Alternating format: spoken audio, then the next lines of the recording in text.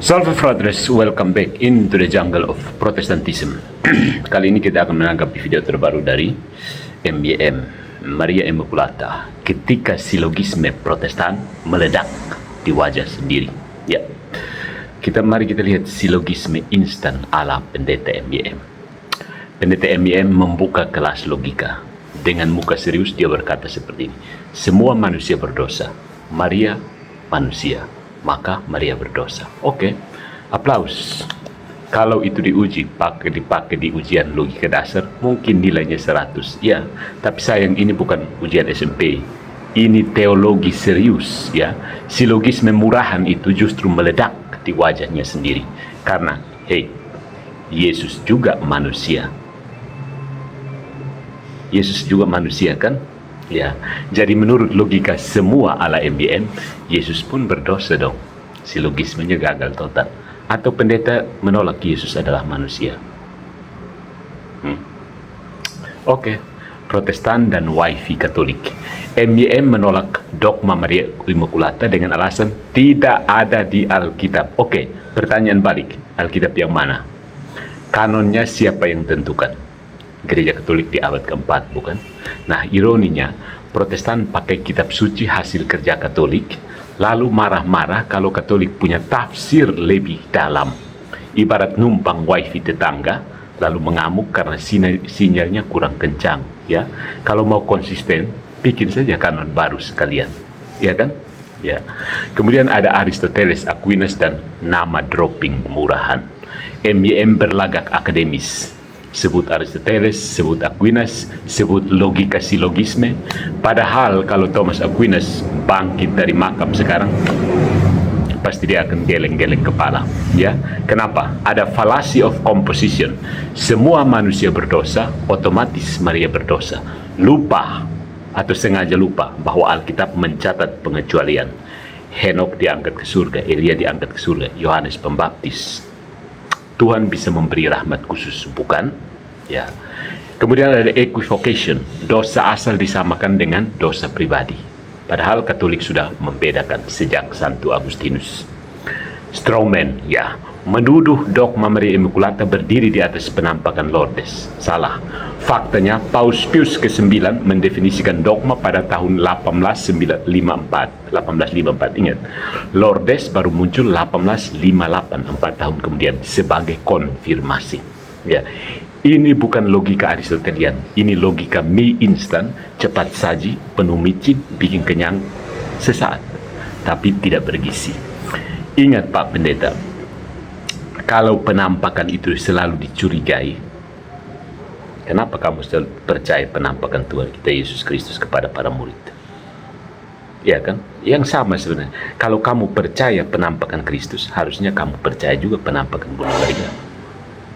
Tapi Protestan kan biasa tidak konsisten, kan? Kelemahan Protestan adalah fragmentasi dan inkonsistensi. Nanti kita akan bahas, saya sudah siapkan. Kemudian, ya, Allah Protestan itu Allah yang terlalu kecil. Sebab Pak Pendeta harus akui, dogma Maria Immaculata bukan soal Maria hebat, bukan, tapi soal Allah berdaulat yang diagung-agungkan Calvin itu, bukan? Kalau Allah bisa mengampuni dosa, kenapa dia tidak bisa mencegah seseorang dari dosa hanya karena tidak dicatat dalam Alkitab? Maksudnya dia harus catat literari, begitu kan? Dia harus catat bagaimana cara menyetir yang baik. Apakah Pak Pendeta tidak boleh menyetir karena tidak ada catatan tentang cara menyetir yang baik dan benar di dalam Alkitab? Kalau Allah bisa angkat Elia ke surga, kenapa dia tidak bisa menjaga Maria sejak kandungan? Ini pertanyaan yang tidak bisa dijawab Protestan yang malas berpikir sebenarnya.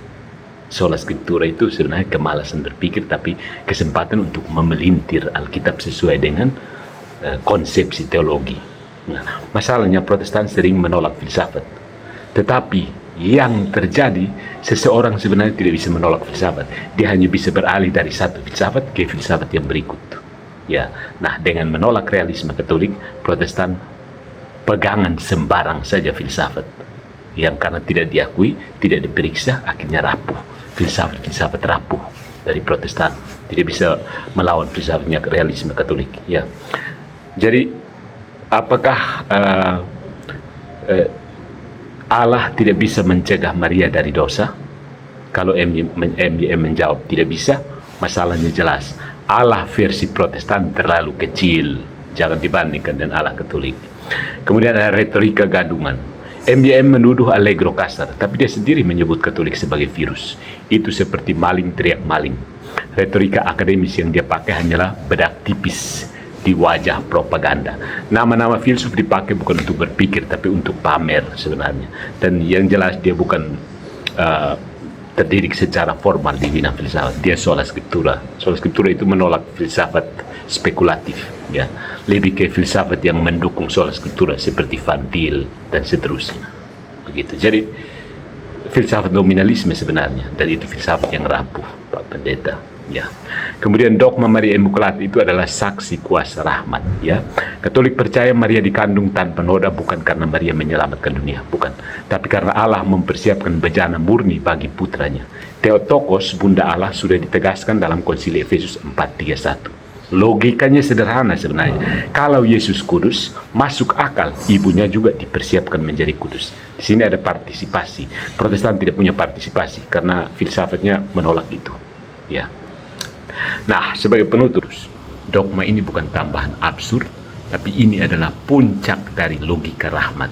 Saya sudah pernah jelaskan bahwa jika Protestan itu percaya sola scriptura, seharusnya kekaritomene itu menjelaskan bahwa Maria tidak bisa berdosa karena kekaritomene. Ya, tapi Protestan tidak konsistensi, ya, suka potong-potong doktrin. Jadi MYM bisa terus menabuh genderang silogisme, memelintir ayat dan menuduh Lordes penipuan iblis, tapi umat Katolik tahu rahmat Allah lebih masuk akal daripada logika sempit. Maria Immaculata bukan kelemahan iman, melainkan saksi kuasa Allah yang lebih besar dari dosa. Silogisme MYM boleh jadi lucu, tapi iman Katolik tetap kokoh. Maria dikandung tanpa noda demi Kristus, bukan demi Katolik atau dirinya sendiri. Jadi MYM ada imam yang baik, ada imam yang tidak baik. Dan Patrice Allegro adalah imam yang mengajarkan kebenaran. Patrice Allegro tidak perlu baik-kebaikan, kebenaran harus ditegaskan, ya. Dan ada imam yang mencoba menjalin dialog, melihat apa yang sama dengan Protestan yang ajarnya kamu curi dari Katolik itu. Tapi ada imam apologetik menunjukkan perbedaannya agar orang tahu bahwa distinctio claritas, dari perbedaan itu ada kejelasan iman Kristen yang sejati dan mana yang iman Kristen heretik ala trio kuek reformasi, ya. Jadi kalau ada orang yang Katolik yang terganggu, ya,